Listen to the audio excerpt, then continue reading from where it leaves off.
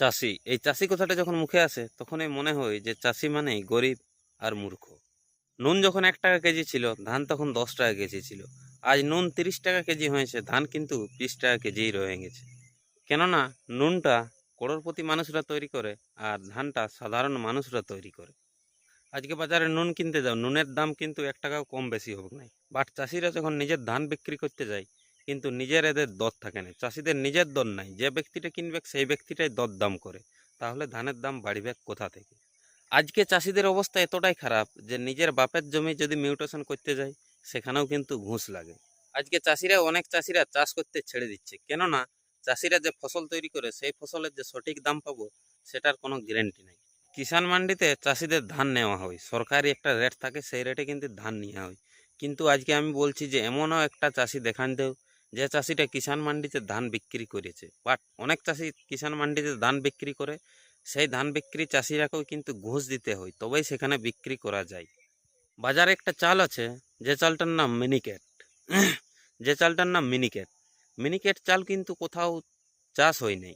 তাহলে মিনিকেট চালটা বাজারে এলো কোথা থেকে? মিনিকেট যে চালটা, সেটা কিন্তু বাজারে আসার একটাই কারণ, আমাদের যে চাষির চালটা, এই যে ধানগুলো দেখতে পাচ্ছেন, এই ধানের চালেই কিন্তু মিনিকেট চাল তৈরি হয়। আমাদের এই চালটা কিন্তু মোটা হয় আর মিনিকেট চালটা সরু হয়। তো এই চালটাকেই তারা মেশিনে সরু করে, যত প্রোটিন টোটিন থাকে সব এইটার থেকে চলে যায়। প্রোটিন কিন্তু থাকে নাই সেই মিনিকেট চালে। মিনিকেট চাল খায় মানুষের শরীরে কোনো কাজ হয় নাই, বাট খাওয়া হয়। মানুষের মনে একটা ভাবনা চিন্তা হয়ে গেছে যে মিনিকেট চাল মানে এটার এত দাম বেশি, মানে এই চালটা হয়তো ভালো চাল বটে, মানুষের ক্ষতি করে না। বাট মিনিকেট চালেই কিন্তু সবচাইতে বেশি ক্ষতিকর, কেননা যে চালটায় পুষ্টি থাকে সেই পুষ্টিটাও তো হাঁটান দেয় এবং চালটাকে পালিশ করে দেয়। যার কারণে কিন্তু চালটা যদি রান্না করা হয়, তো 1 দিন 2 দিন পরেও কিন্তু চালটা মানে ভাতটা ভালোই থাকে। আর যে কারণে মানুষরা হয়তো ভাবে যে চালটা ভালো চাল বটে, মানুষের ক্ষতি করে নাই, বাট সেই চালটা কিন্তু মানুষের বেশি ক্ষতি করে। আমাদেরকে বয়স্করা একটা কথা বলে গেছে যে যে ফলটাই পোকা লাগবে সেই ফলটাই খাবি। কিন্তু দেখবে এখনকার বাজারে ফল কিনা হচ্ছে 7 দিন 8 দিন থেকে যাচ্ছে, সেই ফলটা তাজাকে তাজাই থেকে যাচ্ছে, সে ফলটাই পোকা পর্যন্ত লাগে না।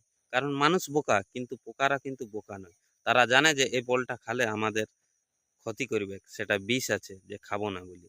আজকে আমাদের দেশে চাষিদের কোনো সুযোগ সুবিধা নাই। চাষিদের চাষিদের লোন মাফ করা তো দূরের কথা, চাষিরা লোনেই পায় নাই। লোন পাওয়াটাই মুশকিল। যে ব্যাংকে চাষিদের লোন দেয় নাই, সেই ব্যাংকে বড় বড় লোকগুলো লোন নেয় এবং মুকুব না করেই তারা বিদেশে পালিয়ে যায়। আর সরকার তাদের উপর কোনো অ্যাকশনও করে নাই। সরকার কিন্তু চাষিদের জন্য কোনো সুযোগ সুবিধা করে নাই। পৃথিবীর সব থেকে বড় মিথ্যা কথা কি জানো? যে আইন সবার জন্য এক। ভুল জিনিস।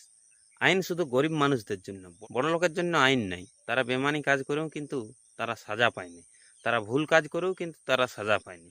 আইনটা শুধু গরিব মানুষদের জন্য। কোনো গরিব মানুষ যদি ভুল কাজ করে, তাকে খুব সহজেই কিন্তু জেলে দিতে পারে।